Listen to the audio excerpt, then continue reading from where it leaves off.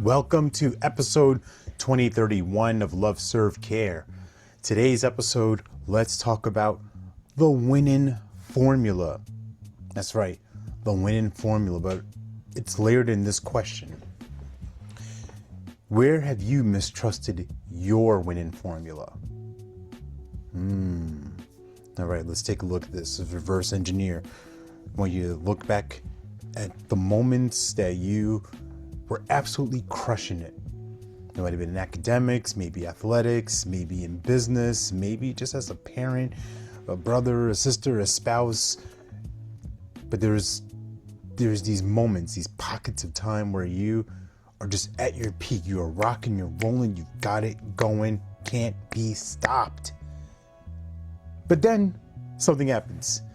Then we slow down, we taper off, we take it easy, we take a break. That break becomes a rest. The rest becomes a stop. The stop becomes a never start again.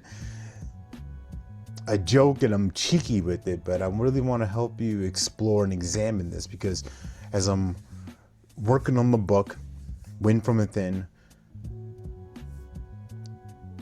typing up this one particular chapter about playing small ball, and I get into the story about the Falcons' epic collapse in the Super Bowl against the Patriots years ago, and that moment, right? They are up 25 points.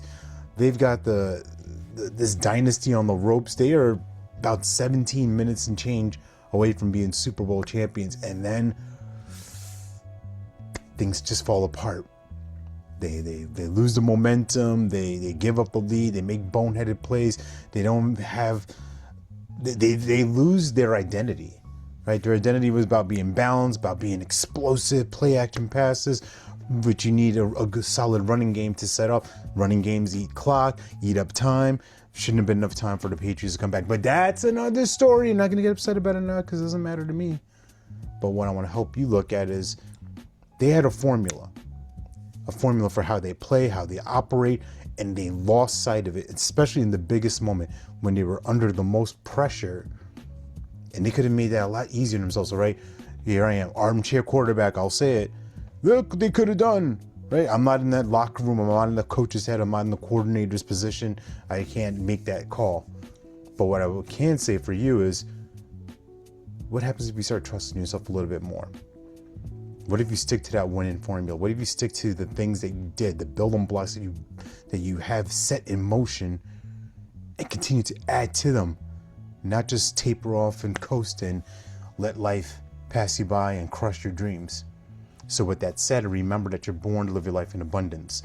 You're the master of your future, you control your freedom, and you have complete dominance of your thoughts, your emotions, and your habits. Take care, God bless, stay blessed.